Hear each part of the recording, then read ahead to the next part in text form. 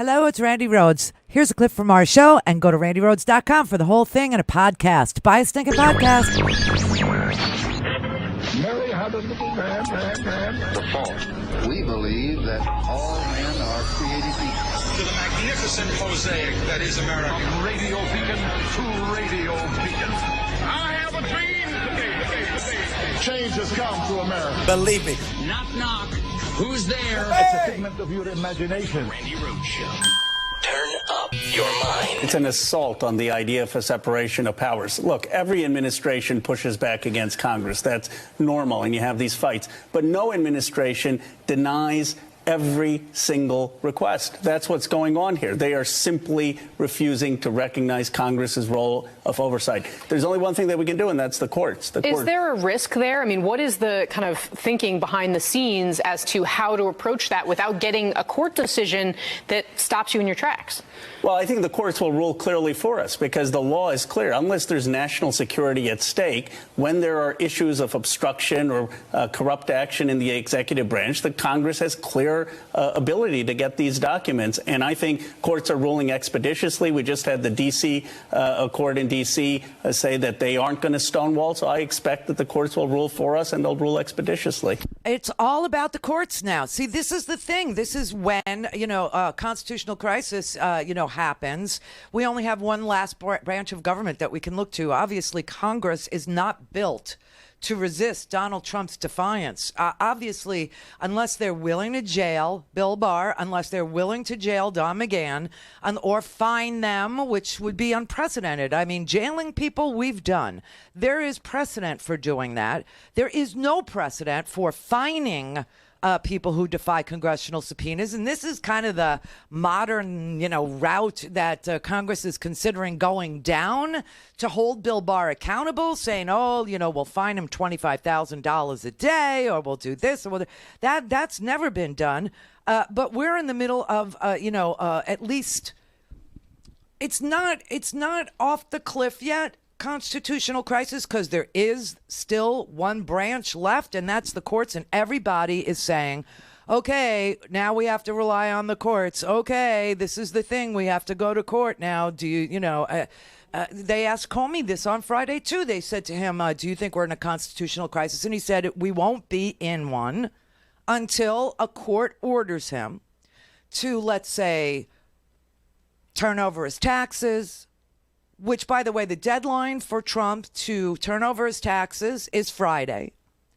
Tomorrow, a court will rule on whether or not they have to give the unredacted Mueller report. I mean, you've got a lot of different things going on. I'm sorry. I stand corrected. Tomorrow, the court will rule on whether or not they can stop the private company Mazars, the financial accounting firm for Donald Trump, whether or not the White House prevails and they can block Mazars from turning over Trump's financial, or whether or not Congress has a legitimate legislative role. Now, of course, their legitimate legislative role is anything from the emoluments clause to who is paying our president now because he didn't divest himself, all the way to national security issues, whether or not the president is compromised. So we got to wait till tomorrow, but tomorrow I'm sure we'll get a favorable ruling from the court saying that Trump cannot block a private company from providing Congress with the subpoenaed documents. But that's where everybody is. Everybody's like, we got to wait for the courts. We got to wait for the courts. Are we in a constitutional crisis, as Jerry Nadler and House Speaker Pelosi say we are? I actually don't think so. I think we're in a time where our constitutional design, the genius of our founders, is going to be tested, and I think it's up for it, right? The Congress has made demands. The newly awakened Congress, thank goodness they're living out the design of the founders, trying to conduct oversight. The executive is resisting, and that battle is going to be fought out in the courts. All three branches of our government are going to be involved. A crisis would be if the United States courts say, no, Mr. President, you must comply with this demand, and he says no then. We're not there. Our system is being stress tested, but it's up for it. The sunny optimism of my boyfriend is really something to behold. I will say a lot of the people who are looking at this are agreeing with me that this particular Constitution of ours was not built to resist a lawless president. If I had to have you summarize this week and all of these dramatic developments in a headline, in a one-sentence headline, what would the headline be? I would say the frog has been boiled. Really? Yes. That we're at that point now. Yes, I'm referring obviously to this old adage about that if you put a frog in a pot of water and you slowly raise the temperature, the frog won't jump out, right? Because they don't get that they're about to be boiled. Mm-hmm. Look, I think that the public has basically become inured to the idea that Trump is just going to break norms, break laws, violate the Constitution, violate pretty clear statutes.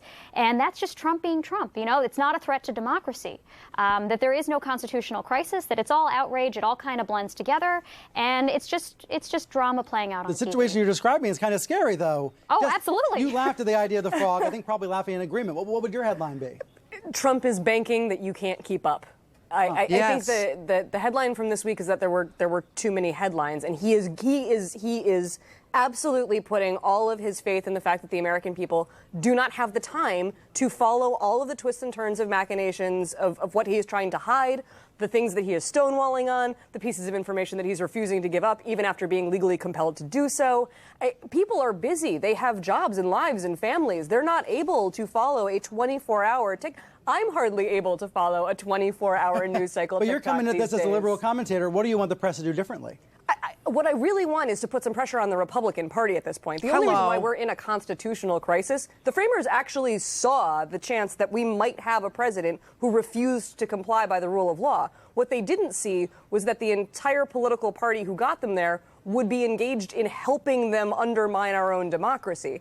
At some point, we have to ask Republicans how much they're willing to sacrifice in the future, principles, in order to let this guy run away with everything. Conservatism is a racket. And it always has been. So I like the sunny optimism. Well, where are the Republicans? Where are they? Oh, of course, they're absolutely flip-flopping. They're 180 degrees from the position they had on the impeachment of Bill Clinton with regard to the impeachment of this president. That's number one. Number two, if Donald Trump has nothing to hide, why is he hiding everything? And number three, the point that was very well made there, is that he is a chaos president. He throws everything at the fan. All of that crap gets thrown at the fan all at the same time, trying to overwhelm the people who are trying to keep this man accountable, who are trying to do oversight, who are trying to understand, how to check him, how to check his lawless behavior when it's all lawless behavior. We were not built for this, okay? We're supposed to, he's produced no documents on the security clearance. We're still trying to get his tax returns. We're still trying to get bank records. We're still trying to, figure out what his ties to Russia are. We're trying to figure out if this man is compromised, if he was an unwitting accomplice or a witting accomplice. We saw collusion in plain sight, okay? And we're so used to taking things on a case-by-case basis, and here we cannot. Because he's looking to gin up wars, with Iran, wars, they're divvying up Venezuela. They got all this crap going on, and it's so overwhelming because the more chaos, and they always said he loves chaos. Why? Because in chaos, you can steal.